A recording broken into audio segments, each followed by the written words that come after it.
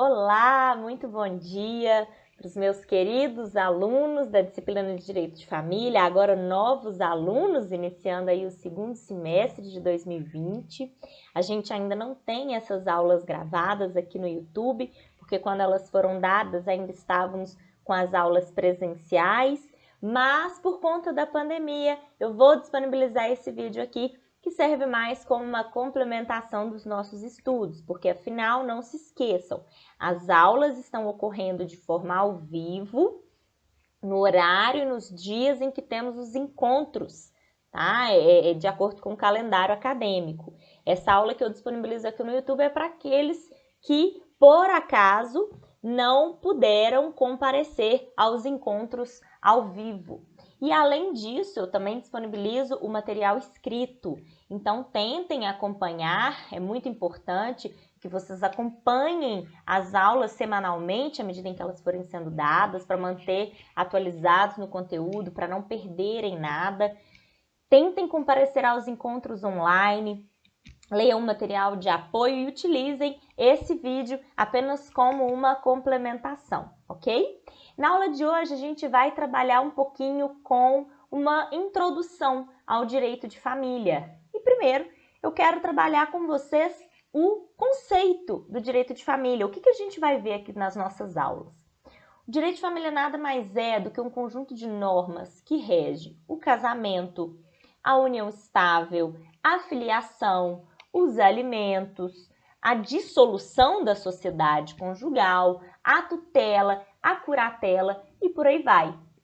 Eu estou trabalhando com um ramo do direito privado com intervenção estatal e que reclama por normas próprias, porque afinal eu não posso, por exemplo, utilizar as disposições do nosso Código Civil relativas aos contratos ou ao direito das obrigações no direito de família. E aí, nesse sentido, eu tenho uma parte do Código Civil especialmente destinada para esses assuntos. Eu tenho o Estatuto da Criança e do Adolescente, eu tenho outras leis que vão complementar os nossos estudos, que a gente vai trabalhar com elas aqui à medida em que formos desenvolvendo as nossas aulas, todas essas sendo normas próprias.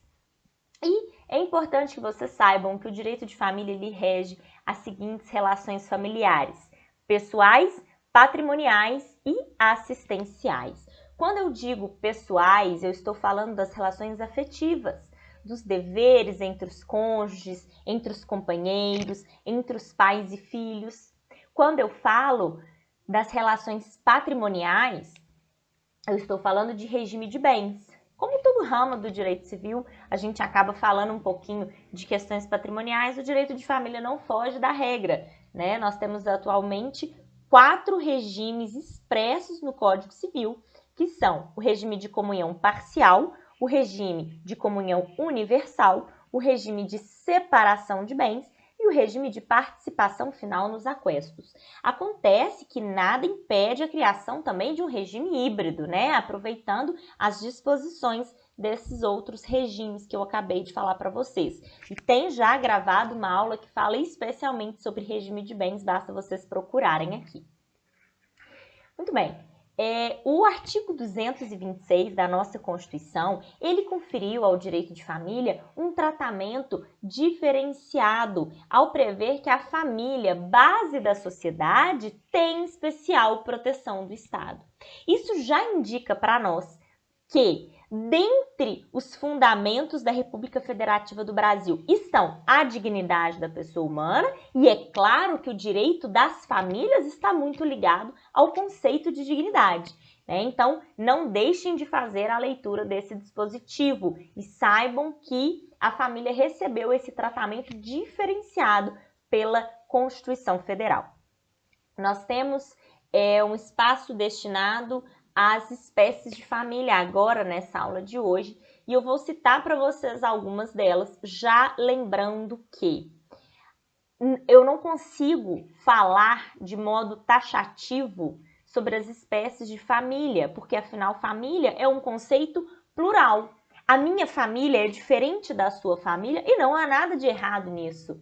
né? Além de trabalhar com a pluralidade familiar, eu também vou trabalhar com a inexistência de hierarquia entre as entidades familiares. Então, não significa que as famílias sendo diferentes sejam hierarquicamente superiores umas às outras. Não, tá? A minha família é diferente da sua, mas ambas são entidades familiares e ambas vão ter proteção do Estado, de acordo com o artigo 226 da Constituição Federal. A primeira espécie de família que eu quero tratar com vocês é a família matrimonial, que é aquela que decorre do matrimônio, é aquela que decorre do casamento. A segunda família é a família informal, aquela que decorre da união estável. E por que ela recebe esse nome? Porque a união estável, ela não tem as mesmas formalidades de um casamento. Enquanto o casamento, ele conta com o processo de habilitação, com a publicação do edital de proclamas, com a cerimônia acontecendo de portas abertas, na presença de duas testemunhas, etc. A união estável, não. Ela não precisa de uma escritura pública ou de um instrumento particular que a reconheça. Basta que duas pessoas com a intenção de constituir família venham a se unir de forma pública, contínua e duradoura. Então, enquanto eu tenho a família que decorre do casamento como família matrimonial, a família informal vai ser aquela que decorre da união estável.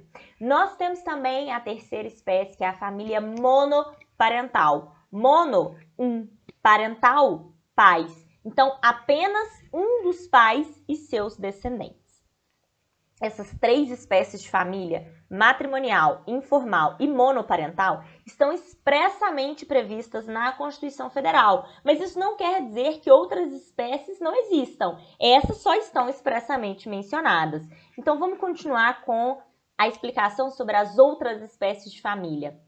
A quarta que eu quero citar para vocês é a família anaparental. Ana quer dizer sem, parental, pais. Sem os pais, por exemplo, apenas os irmãos são sim uma entidade familiar.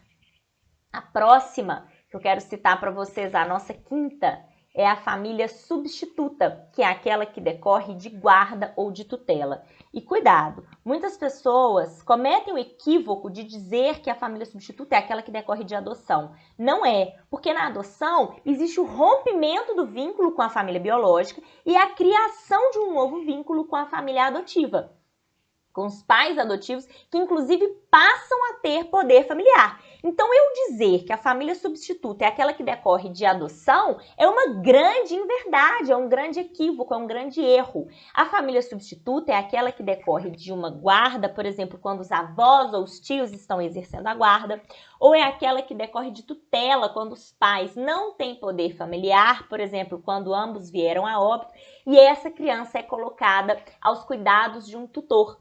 Foi nomeada para essa criança uma outra família que vai substituir a família anterior. Então, a família substituta é aquela que decorre de guarda ou de tutela. Nós temos também as famílias recompostas, também chamadas de famílias mosaico. Não sei se vocês já ouviram essa expressão, os meus, os seus, os nossos, que são pessoas que vieram de um relacionamento anterior, elas já passaram por um divórcio, uma dissolução da sociedade conjugal, podem ou não ter filhos, vão se unir com outras pessoas que podem ou não ter filhos, e essas pessoas vão ou não também, né, ter filhos entre si. Então, a família recomposta, ela acabou se tornando muito mais comum nos dias atuais, principalmente após a entrada em vigor aí da lei do divórcio. Antes os casamentos eles eram indissolúveis, depois a gente passa a permitir essa dissolução da sociedade conjugal e cada vez mais tem se incorporado na sociedade essa ideia de recomeçar a vida em uma outra família. E aí, já tendo falado bastante sobre as espécies de família, agora eu vou citar para vocês as famílias plurais, né? E aqui eu consigo falar de várias outras. Por exemplo, as famílias eudemonistas, que são aquelas baseadas no afeto, mas com busca da felicidade individual. As famílias multiespécie, que eu tenho trabalhado cada vez mais, né? Em que vamos formar famílias com os animais de estimação, os animais não humanos e os humanos, né? e que tem ganhado um espaço no Poder Judiciário dentre as discussões que são agora relativas à guarda dos animais de estimação. Olha que interessante. Guarda e alimentos também já chegou-se ao Judiciário nesse sentido. Bom, por que eu não citei aqui uma espécie de família chamada família homoafetiva? Porque as uniões homoafetivas, elas foram reconhecidas pelo STF quando foi julgada a ação direta de inconstitucionalidade 4277 e a DPF 132. Então, não faria sentido eu individualizar como sendo uma outra espécie de família.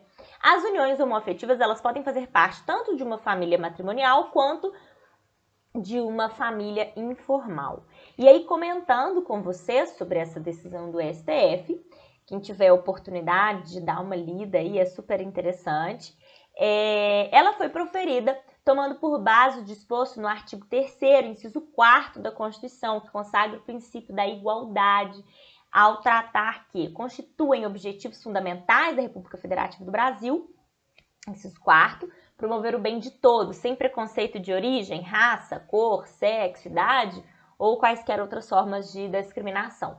Então, aqui a gente teve a recepção do princípio da igualdade, e isso foi muito importante porque o nosso Código Civil, que é de 2002, e a nossa Constituição, que é de 1988, ainda mencionam como casamento e união estável a união entre pessoas de sexo diferente, tratando aí da diversidade de sexos.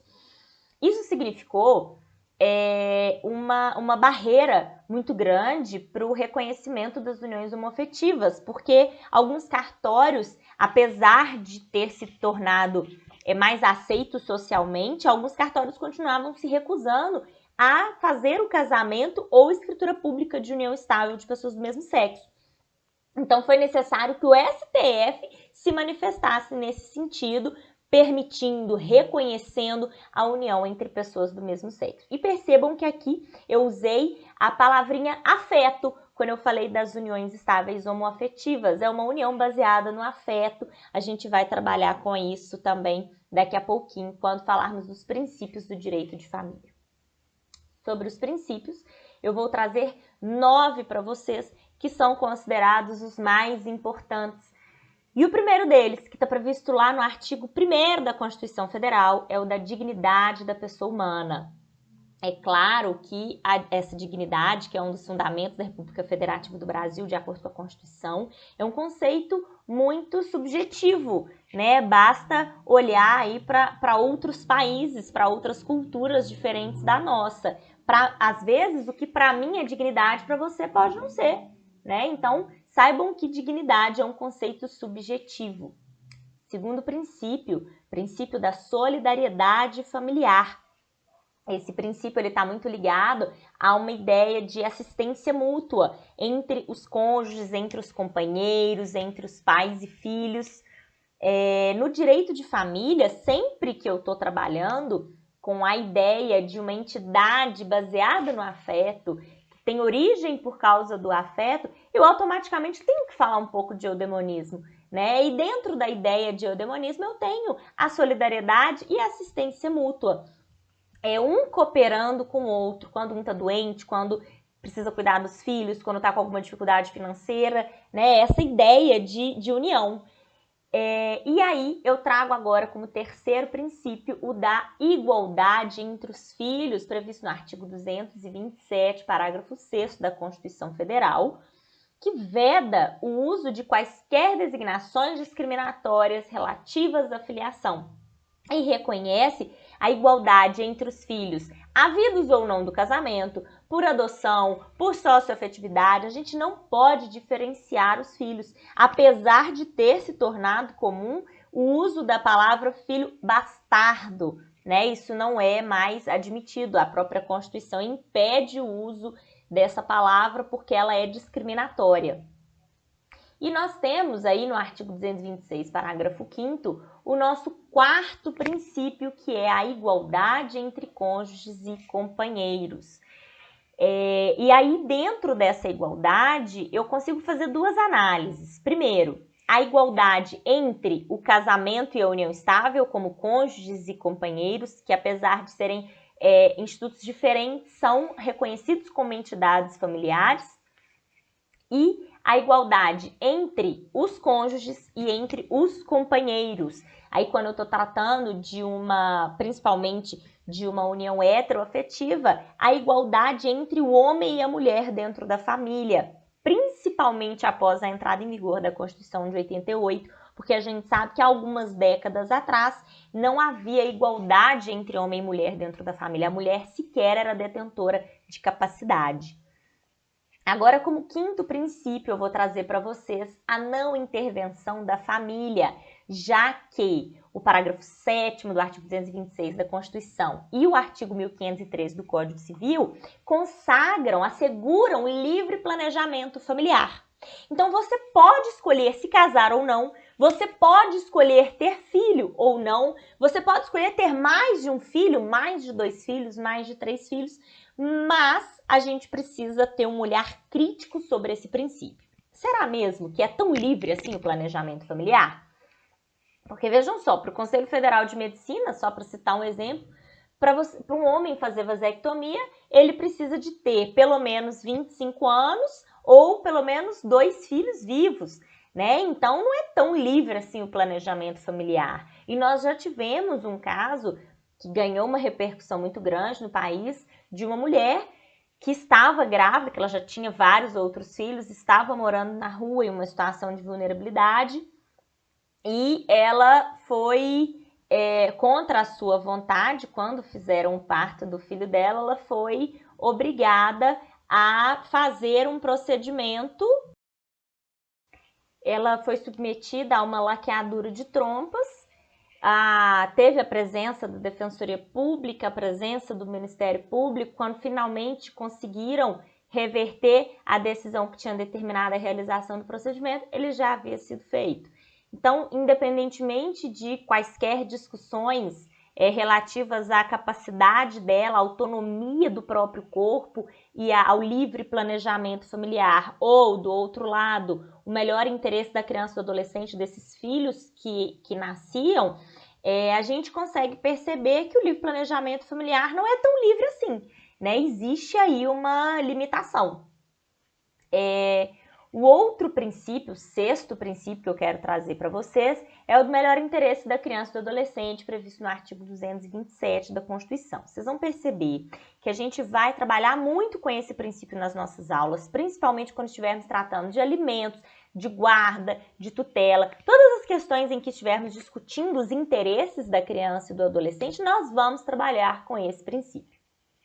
Sétimo princípio, o princípio da paternidade responsável, já que o estado de filiação ele é personalíssimo, indisponível, imprescritível, né, e que é um direito dos menores à convivência familiar, eu preciso trazer à tona o princípio da paternidade responsável para também discutir abandono afetivo, uma indenização decorrente do abandono afetivo. A gente tem já salvo aqui no YouTube uma aula tratando só sobre abandono afetivo, depois eu posso disponibilizar o link aí para quem não conseguir, mas a gente vai tratar disso mais no decorrer do semestre. Oitavo princípio, o princípio da função social da família, previsto aí no artigo 226, que a gente acabou de fazer a leitura. A família é a base da sociedade e tem especial proteção do Estado. E por fim, eu vou trazer o último princípio, eu deixei ele por último propositalmente, que é o princípio da afetividade. As famílias que antes se organizavam com o intuito de concentração de patrimônio, manter patrimônio dentro de uma mesma família, que trabalhávamos muito com a ideia do dote, né? As famílias que se organizavam com fins patrimoniais, agora se organizam com base no afeto. O afeto é o fundamento maior das relações familiares. E isso implicou, inclusive, em uma desbiologização da paternidade, em uma desbiologização do direito civil. O critério biológico ou consanguíneo deixa de ser o único responsável por oferir a paternidade, né? Agora ela também é ligada ao afeto. Tanto é assim que é possível, além do reconhecimento da paternidade biológica, o reconhecimento da paternidade socioafetiva e aí a multiparentalidade, que a gente também vai trabalhar no decorrer do nosso semestre. E aí fiquem atentos. Se uma pessoa reconhece um filho sabendo que não é seu, não é possível pedir o cancelamento do registro, salvo se provar um erro de consentimento. Então, isso é uma coisa que a gente tem que ficar esperto, porque quando trabalhamos com a ideia de uma paternidade socioafetiva, as pessoas às vezes confundem ou se precipitam ao reconhecê-la e confundem uma relação uma relação conjugal com relação paterno-filial. Existe ex-marido, existe ex-mulher, mas não existe ex-filho. Então, se você pretende reconhecer um filho que não é seu, saiba que você não pode depois cancelar esse registro, porque afinal a gente está falando do interesse da criança e do adolescente. Muito bem, vamos trabalhar um pouquinho com a natureza jurídica do direito de família, que é considerado um direito extrapatrimonial com as seguintes características: irrenunciável, não há, por exemplo, como renunciar à paternidade do filho; intransmissível, porque a gente não pode vender, não pode transmitir, por exemplo, o estado de casado ou o próprio estado de filho; incondicionado, porque não admite condição ou termo; personalíssimo, não pode exercer por procurador, né? Por exemplo, eu não posso contratar alguém para exercer os deveres de cônjuge para mim; menos individualista, porque reduz a sua vontade individual em relação a normas cogentes e de ordem pública. Então, por isso que como eu falei para vocês no começo da aula de hoje, um ramo do direito privado com intervenção estatal. Queridos, na próxima aula a gente vai falar um pouquinho sobre esponsais e sobre o casamento civil e casamento religioso. Não deixem de ler os documentos que eu deixei para vocês no Sistema Faculdade, tá? Fiquem atentos, acompanhem as nossas aulas. Qualquer dúvida, vocês deixem ela aqui no meu e-mail ou no meu WhatsApp. É um prazer estar aqui mais um semestre com vocês. Um grande beijo e desejo que vocês tenham um excelente semestre letivo.